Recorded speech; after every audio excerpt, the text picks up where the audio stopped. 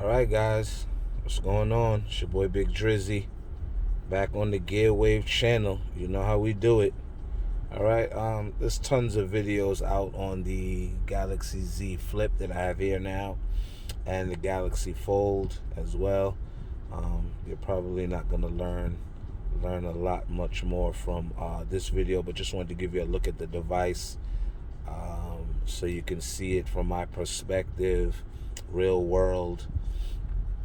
In case you're in the market for picking up this device.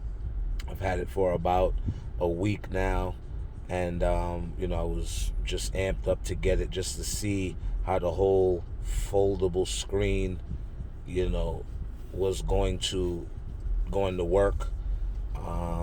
And just wanted to give you my 2 cents on it. As you can see there, you have a little bit of a crease, not a big deal. You can feel it a little bit.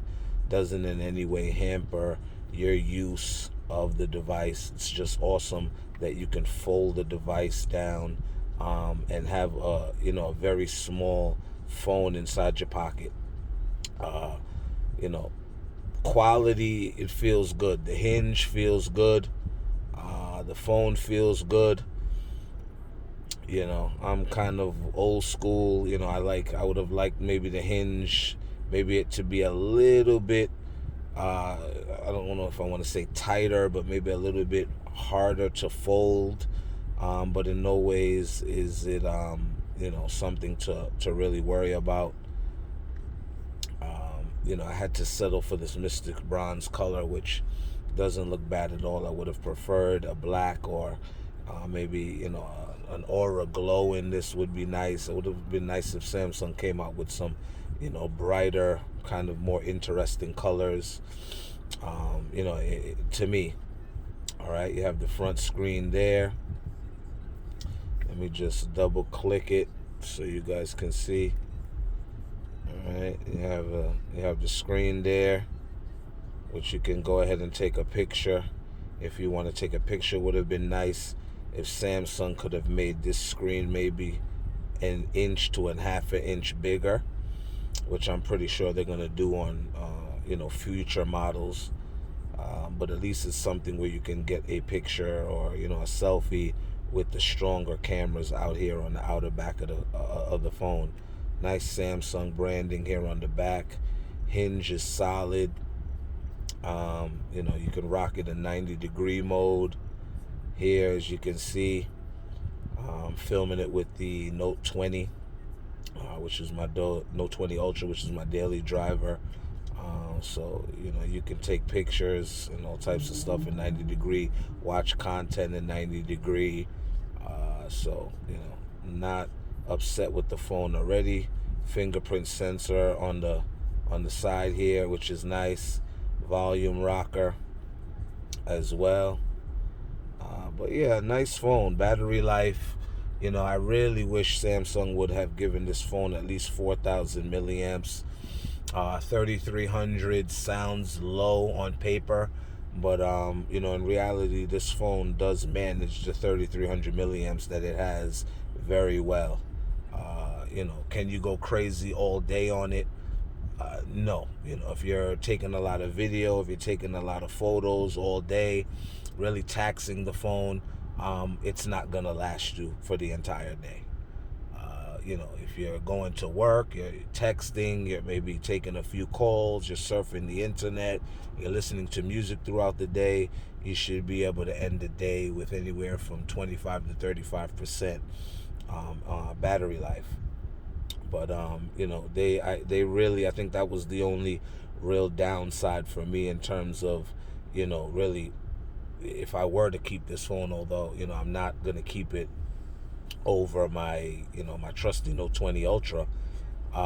It just doesn't have all the features, and it doesn't have the battery life and stamina of the Note 20 Ultra.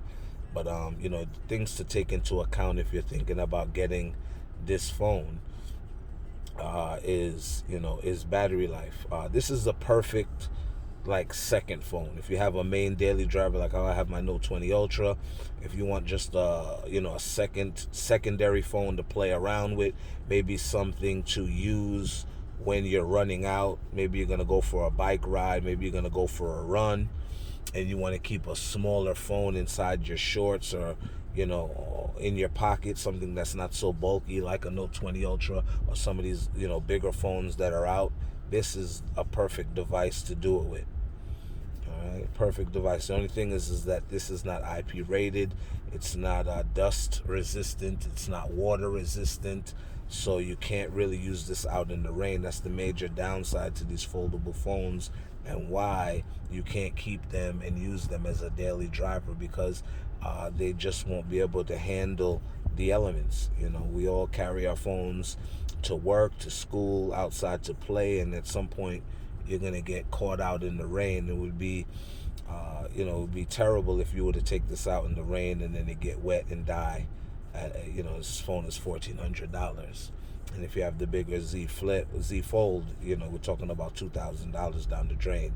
So something to remember, take into account when you're getting these phones. I don't recommend these Samsung folding phones as a daily driver. They're just too delicate, and they're not ready, for real world elements. They're great secondary phones if you're going out to dinner, if you're going out to a bar, a lounge, friends and family, and you're just going to hang out.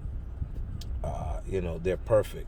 You can go out, you can stun a little bit, front a little bit, show off a little bit to your friends. Hey, I have a folding phone, and that's about it. But yeah, man, I liked the phone. I really liked, especially because I carry around a Note 20 Ultra, which is considerably bigger. As you can see, I'm filming with the Note 20 Ultra. It's a considerably bigger phone, so it's nice to have a small phone where you can just fold it down. It goes right into the pocket. It's not as heavy. It's not as bulky. But then again, you don't have all of the bells and whistles of a true flagship in a Note 20 Ultra, or any other flagships that you might have. So yeah, let me know what you guys are thinking about the phone. If you have any questions about the phone, like I said, I've had it for about a week or so. Video quality, picture quality is awesome. It's not it's not as sharp as the flagships like the Note 20 Ultra. Samsung didn't give this phone its best cameras, but they're still very, very good. I would say B plus in terms of camera if I had to grade it.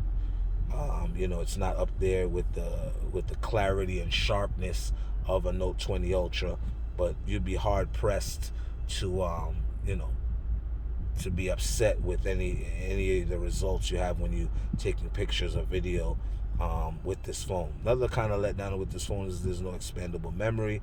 You only have 256 gigabytes. Not the end of the world, but it would be nice to have expandable memory with this phone. Yeah, so let me know. All right, guys, holla at me, like, subscribe to the channel. It's your boy from Gear Wave. Holla at me, man. Peace.